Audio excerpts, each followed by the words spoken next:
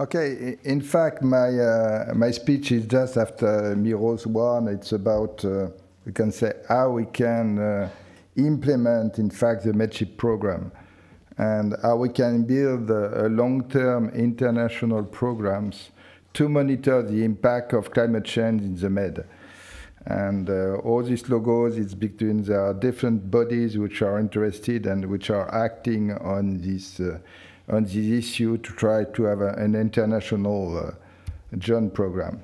What are the main objectives? It's first, we need to have achievement on long-term programs on impact on climate change in the Atlantic and Med. Sorry, it's Atlantic and Med. I will go very quickly for the Atlantic, but it's important to see what is achieved on Atlantic to try to do it for the Med. It's coordination of annual transatlantic or transmed cruises. And clearly at the beginning it was mainly a request from scientists and funding agencies which were to follow the physical impact of characteristic of climate change, but more and more it's in relation with geochemical changes, carbon fluxes, for example, and biological evolutions in terms of plankton productions, and which need multidisciplinary vessels.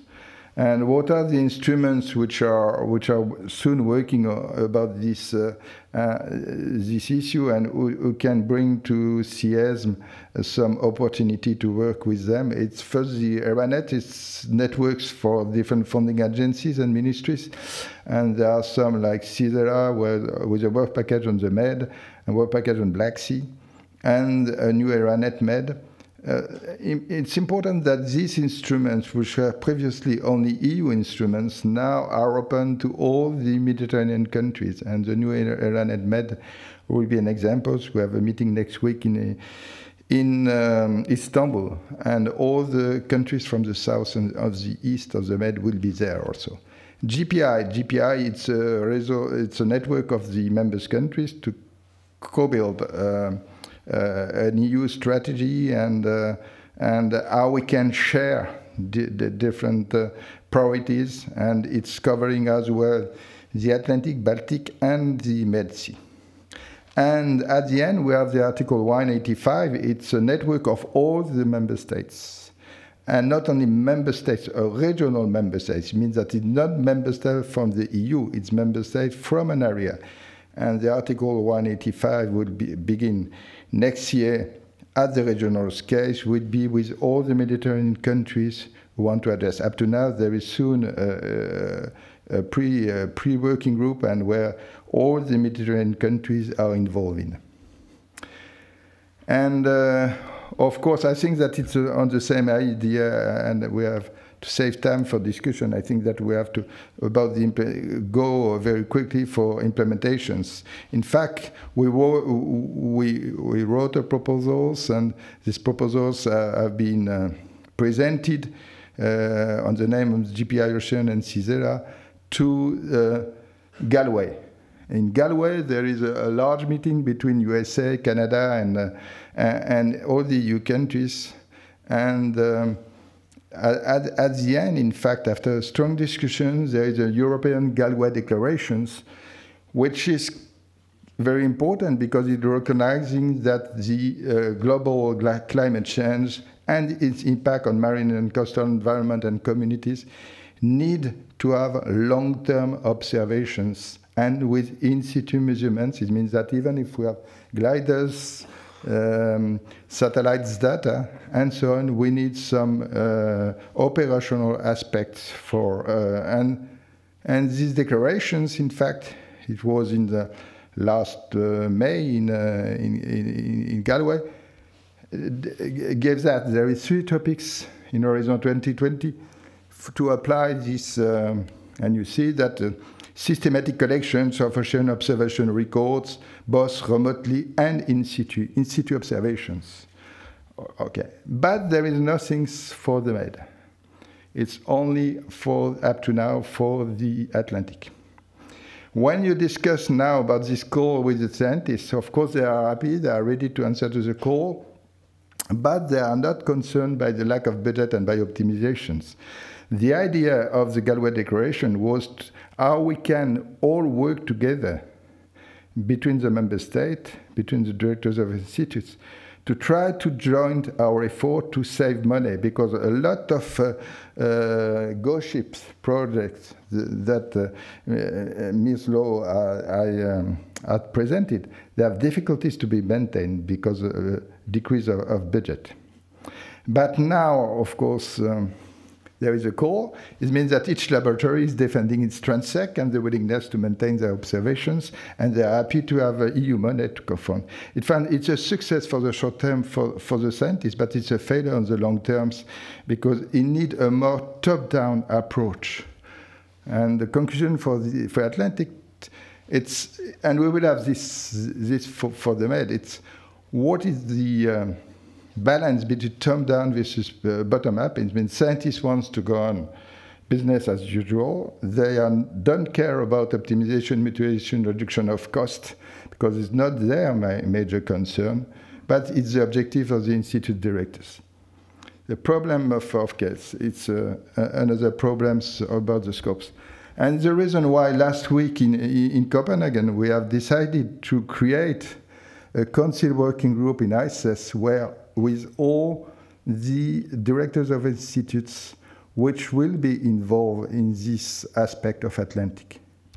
Now, for the Mediterranean Sea, how to implement common transect, I will not detail, but it's a medship, in fact. We had 2 workshops in September, and it was also a joint workshop with Miro and with CIESM, and to identify an implementation plan, and another one about infrastructure in Toulon. And the workshop conclusions that it's against, but now this time at the funding agency level, that they are interested in participation to cross-Mediterranean surveys, that long-term monitoring activities to follow the physical impact and biochemical change in relation with climate change. And we see quite well that also it must be associated with change of the phytoplankton and zooplankton communities. In fact, 5 main proposals have been identified. It's to discuss during CIESM about that.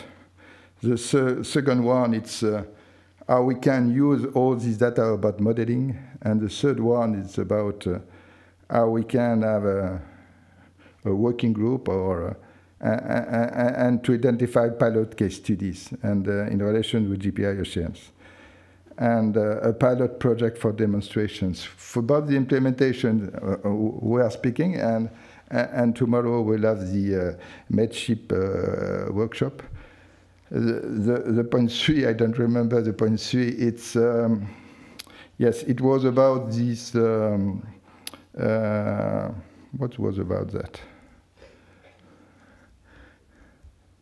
Okay, the point 3 it was to present the program as a pilot case study at the GPI Ocean. It has been done, but now we need to have the agreement of the different countries. And the fourth one is to build a test case. And in fact, due to our Italian colleagues, we applied to a Eurofleet 2 project to see if different countries can work together and test it through the Eurofleet project.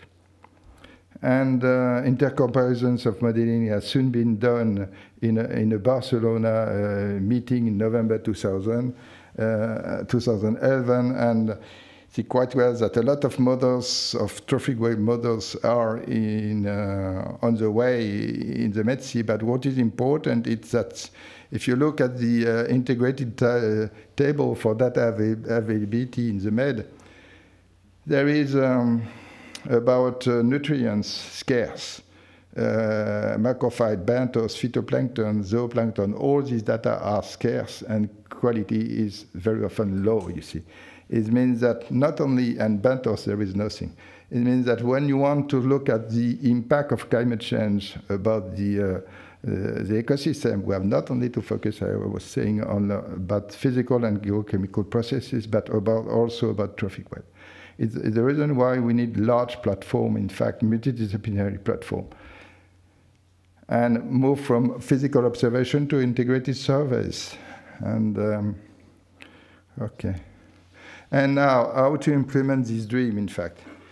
In the Med, there is no international lobbying towards the EU, and it's the consequences that there is no Horizon 2020 calls for the project. We achieved to do it for the Atlantic, but not for the Med.